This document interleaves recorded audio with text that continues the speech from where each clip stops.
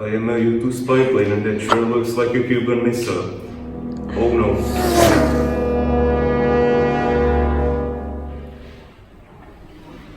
Hi, I am a U-2 spy plane. I saw some pretty dangerous looking missiles of Cuba.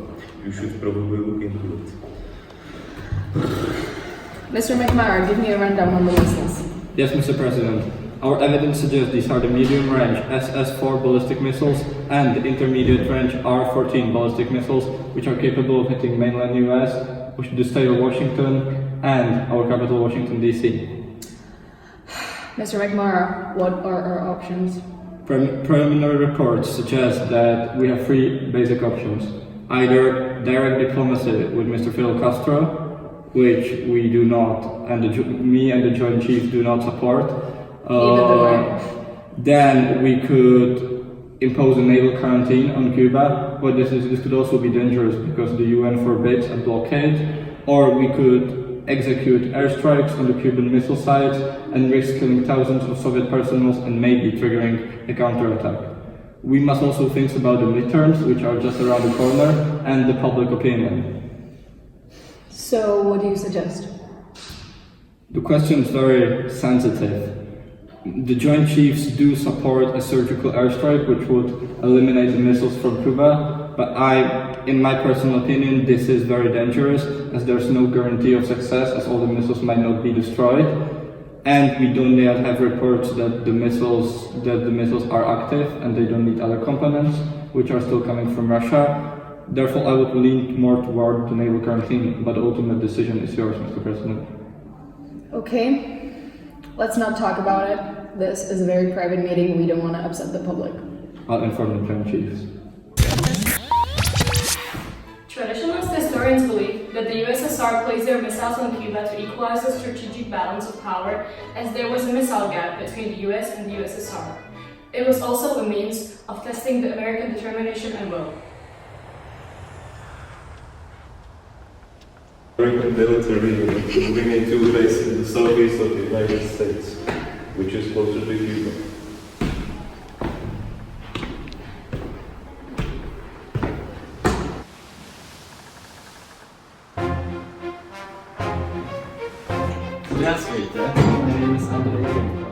Mr. Kennedy, pleasure. Good evening, my fellow citizens. This government, as promised, has maintained the closest surveillance of the Soviet military buildup on the island of Cuba. Within the past week, unmistakable evidence has established the fact that a series of offensive missile sites is now in preparation on that imprisoned island. The purpose of these bases can be none other than to provide a nuclear strike capability against the Western Hemisphere. The characteristic of these new missile sites indicate two distinct types of installations. Thank you, and good night. Do you know where even is Cuba?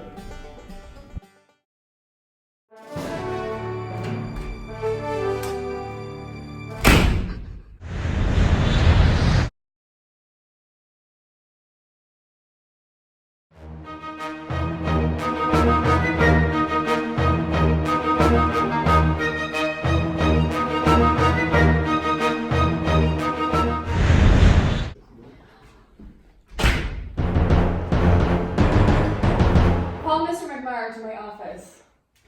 Mr. President? Mr. McMahon. Due to the largely offensive nature of these missiles, I have decided that I'm now leaning towards the quarantine of Cuba. So you've been imposing a naval blockade on Cuba because we just received reports confirming that several Russian ships are on their way to Cuba, possibly delivering other components of the missiles. Yes, that is exactly what I mean. Tomorrow I'm meeting with my Air Force advisors to discuss it further. Well, then it's my duty to inform you about the disadvantages and advantages of such an action. Please do. So, the report suggests that the disadvantages of a blockade would be that it would take a long time to achieve the objective of eliminating strategic missiles from Cuba. Secondly, it would result in a serious political trouble in the United States. and thirdly, the world position of the United States might appear to be weakening. But on the other hand, advantages of the blockade are clear, and they are that our allies would be more inclined toward a blockade than an airstrike. It avoids the problem of a surprise attack on Cuba, which has not been announced, and it would go contrary to the US tradition. And it is the only military course of action which is compatible with our position in the world right now. And it avoids a sudden military move from the USSR and lowers the possibility of provoking a conflict. Also, our UN advisors suggest that we should call this a quarantine, as a blockade is officially an act of war. So if we call it a quarantine, we might again lower the chances that the USSR might spark a conflict.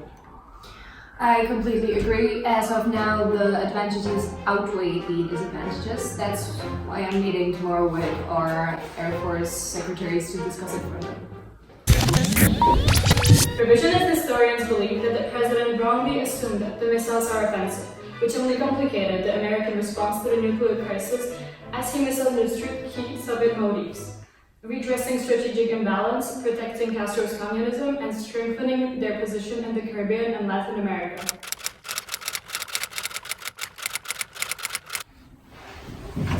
Mr. President. Mr. Sweeney, take a seat.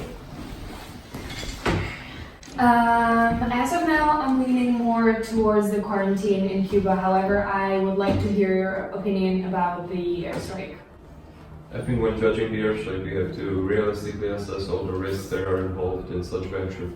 I would say that with attacking the island of Cuba with our air force, we cannot guarantee the destruction of all the rocket installations that are present on the island. And any such operation would necessarily have to be followed by a naval invasion. Which I'm not leaning towards.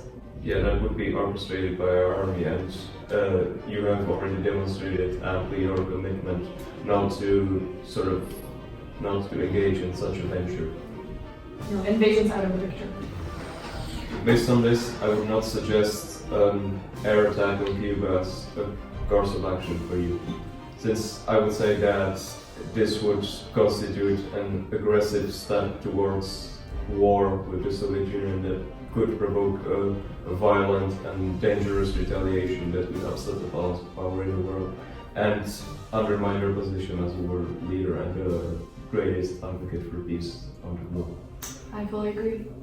Thank you for your advice.